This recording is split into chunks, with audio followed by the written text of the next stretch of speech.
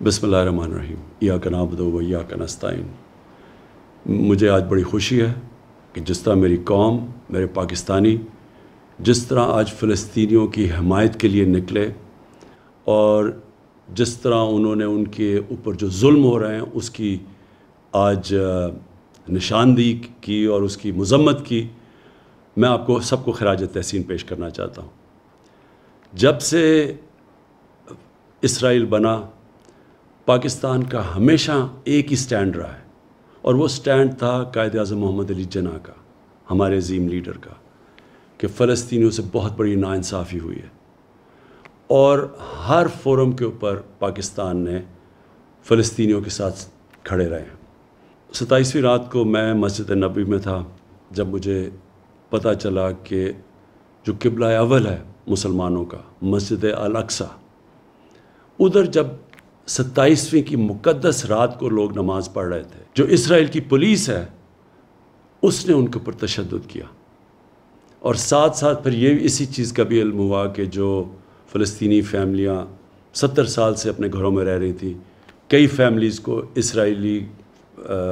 Settlers ने उनको घरों से निकाल दिया। इसकी वजह से एक नया इंतशार शुरू हो गया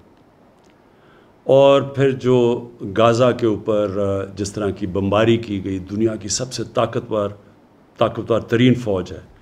तकरीबन 69 फ़लस्तीनियों के ऊपर जिस तरह की बमबारी की गई जिसमें बच्चे मारे गए, तो मैं अगले दिन 27वीं का जो अगले दिन था, मैंने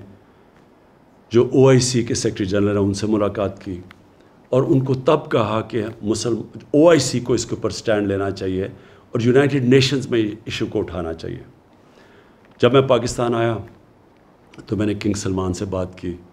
और उनसे भी यही हम बात की कि ये जो जुल्म हो रहा है फ़लस्तीनियों पे और जो अल-अक़सा में हुआ है, इसके ऊपर हमें अपनी आवाज़ बुलंद करनी चाहिए। तुर्की के जो प्रेसिडेंट है तैयब अर्दोगान, उनकी मुझे कॉल आई, उन्होंने भी यही चीज़ कही। महातिर मोहम्मद की मैसेज आई, कॉल आई, उन्होंने भी यही चीज़ कही। और फिर मैंने बात की फ़लस्तीन के जो सदर हैं महमूद अब्बास, और उनसे हमने कहा कि हम पूरी तरह उनको यकीन दिलाया कि हम सब पाकिस्तान, बल्कि मुसलमान दुनिया, बल्कि वो दुनिया जो इंसाफ में मानती है, वो सब उनके साथ खड़ी है। शाह महमूद कुरैशी को उसके बाद फिर मैंने कहा कि वो यूनाइटेड नेशंस की जनरल असेंबली में जाएं और OIC और मुसलमान मेंबर से इस इशू को उठाएं, और उन्होंने बड़े भरपूर तरीके से इसको उठाया और मैं उनको दाद देता हूँ इसकी। मैं जो एक चीज़ देख रहा हूँ, मुझे एक बड़ी खुशाइन चीज़ नज़र आ रही है और वो क्या है कि दुनिया का पब्लिक ओपिनियन चेंज हो रहा है। मैंने इतना टाइम मगरिब में गुजारा, पहले भी जब इसराइल की फ़ौजें जुल्म करती थी फ़लस्तीनियों पे, तो मैं कभी मगरिब के अंदर उनके अखबारों में, उनके मीडिया, उनके पॉलिटिशियंस को मैंने कभी नहीं देखा कि इसराइल की वो तनकीद करें, बल्कि वो सारे इसराइल को ऐसे होता था कि जैसे जुल्म इसराइल पे हो रहा है। लेकिन ये पहली दफ़ा है कि वहाँ से आवाज़ें उठनी शुरू हुई, उनके अखबारों ने इसकी तनकीद की,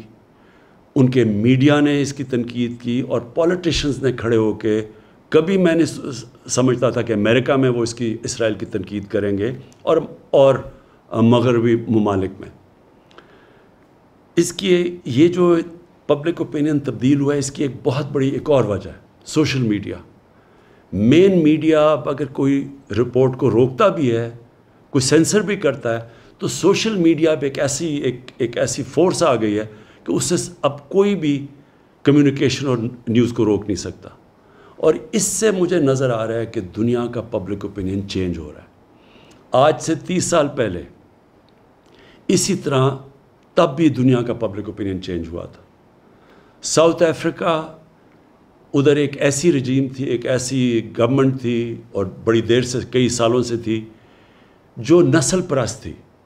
जो एशियंस और अफ्रीकन्स को बराबर के शहरी नहीं समझती थी और इनके साथ बड़ी बड़ी दुनिया की ताकतें खड़ी हुई थी इस नस्ल परस्त रजीम के साथ। लेकिन जब दुनिया में पब्लिक ओपिनियन चेंज हुआ तो यही जो ताकतवर कुव्वतें थी, जो मुल्क थे, इन्होंने ज़ोर लगा के साउथ अफ्रीका के अंदर उनको रजीम के ऊपर, जो साउथ अफ्रीकन गवर्नमेंट के ऊपर انہوں نے ان کو مجبور کیا کہ وہ برابری کے حقوق دیں افریقنس کو اور ایشینس کو۔ اسی طرح کا میں ایک شروعات دیکھ رہا ہوں کہ انشاءاللہ دنیا کا جو پبلک اوپینین چینج ہو رہا ہے، میں یہی دیکھ رہا ہوں کہ اب ایک دنیا کا پبلک اوپینین اب زور لگائے گا، بڑے بڑے یہ جو ملک ہیں جو اب تک سپورٹ کرتے رہے ہیں اسرائیل کو، یہ پورا پریشر ڈالیں گے کہ فلسطینیوں کو بھی ان کے حقوق دیے جائیں۔ اور انشاءاللہ ایک دن آئے گا جب کہ فلسطین کے لوگوں کو اپنا ملک ملے گا، ایک منصفانہ سیٹلمنٹ ملے گی، وہ بھی برابر کے شہری رہ سکیں گے جو کہ فلسطینی اسرائیل میں رہتے ہیں، ایک برابر کے شہری بن کے رہ سکیں گے، اور ہم دعا کرتے ہیں کہ وہ دن جلدی آئے۔ پاکستان پائندہ باد۔